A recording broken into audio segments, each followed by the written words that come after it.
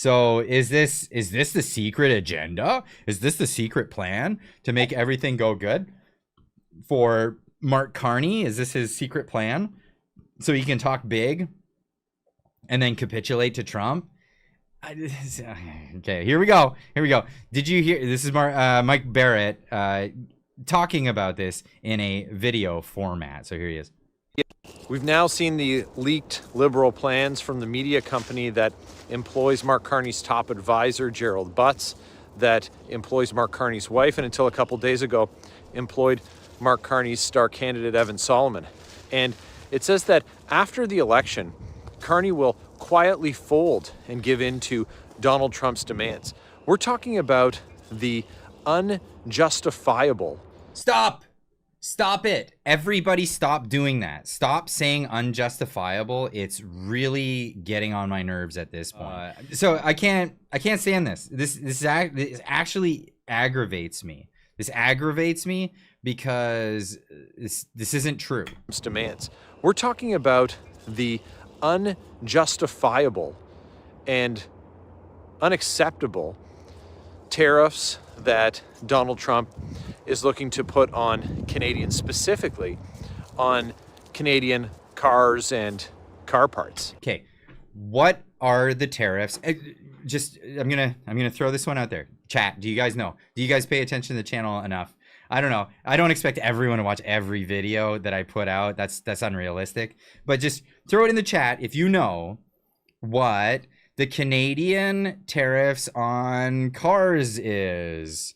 Do you know what the Canadian tariffs on cars coming into Canada is? Anybody? Throw it in there. We're gonna get it. Boom. Into the chat. Get it in there. Does anybody know? It's over here. It's chat's over here. I've seen it. Oh, one person's got it correct so far. Oh, 2 people got it correct so far. 3 people.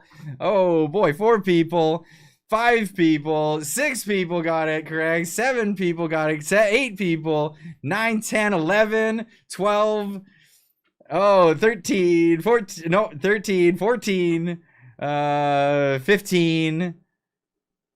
16, 17, 18. Yes, a lot of you got it correct. No, if anyone who answered 25%, no, that is what Trump is proposing that they put on Canadian-made automobiles going into the United States. In fact, Canada has 45% tariffs on the United States. So when I hear the words unjustifiable, I want to scream.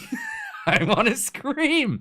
What do you mean unjustifiable? What does it mean about your 45% tariff then? Is that unjustifiable? Perhaps. Like, just please spare me, folks. Spare me. Alex Spindler with a $5 super chat. Elevate put out a video. Apparently there is a carve out for Canada on the car tariffs because of USMCA. That's correct. What the media is not telling you is that 25% tariff actually starts at 2.9% and then scales depending on the situation. Now, is this the responsibility, or is this because of Mark Carney? Is this because of cars under USMCA have length 45 is documented? It's documented in Global Affairs Canada. This is where the stats came from. So in the USMCA, yeah, so when Trump came with the I have to explain this again. So this is where I have to come in and explain this again. So the first round of tariffs that came in, because the media is being dishonest with you, there are 2 sets of tariffs. The first round of tariffs is a punitive 25% tariff on Canada and Mexico if they don't capitulate to Trump's demands surrounding security, fentanyl, and military spending.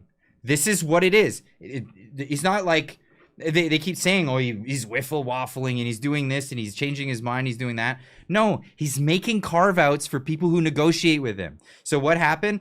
Danielle Smith goes to Mar-a-Lago, negotiates with him. What does he do? He makes a carve-out, makes it 10% on Alberta oil during this time that this this tariff is going to be in place. What is Francois Legault and a bunch of the other premiers then finally do afterwards? They go down and they try to get their own carve-outs. And what does the automotive industry do? Well, the automotive industry and with the unions all got together, went down and negotiated and got their carve-out. And that's what this stuff is all really about. If 25% is unjustified, then 45 is super unjustified. That's what I'm saying. So actually, so that's the thing. So we keep hearing this retaliatory tariff talk, but this is what's coming next on April 2. And he didn't do it on April 1st because he didn't want people to think it's going to be an April Fool's joke. Yes, 45 from the USA. So that's the Canadian tax from the Canadian government on American products coming into Canada. That's the thing. There's a ton of tariffs that Canada has on the United States. And this is why this next round of tariffs is called the retaliatory tariff run. And this is going to go on every country in the world that has tariffs on the United States, trade barriers or whatever. They're gonna target those tariffs, and they're gonna try. The purpose of this is for all the other countries that have tariffs and trade barriers to lift their trade barriers. Now you have to understand it from a perspective of this: the United States has a giant economy, and there are a lot of players that come to the table, and they're saying this. They're literally saying this: can we enter your economy? America says yes. Come be a player in our economy, and they go, great. Get in there, guys, have fun, and reap the benefits of trading in the world's largest economy. And then the United States says, hey, by the way, can we get our businesses, can they come into your economy and trade? And they go, yeah, about that. We kind of don't want that. We don't want that, and we're really not going to allow that. That's just not going to happen. So wait a second, what? And for decades, this has been the case. And the United States has just largely went, yeah, okay, whatever. It's not worth the fight. We have so many other things to do. We're not going to focus on this. We're going to focus on other things. Probably come back around to that. And then nobody ever does this. And when I hear this stuff about like Canada's had the greatest, or US and Canada have had the greatest trade deal in forever. Yeah, you had a deal. You had a great deal where you could enter the US economy with all the businesses, and it was unfettered open access. And well, not unfettered, but very open access. But not the other way around, not reciprocal. And this is the thing. So this is why I get really annoyed when I hear the term unjustifiable tariffs. It's aggravating, to say the least.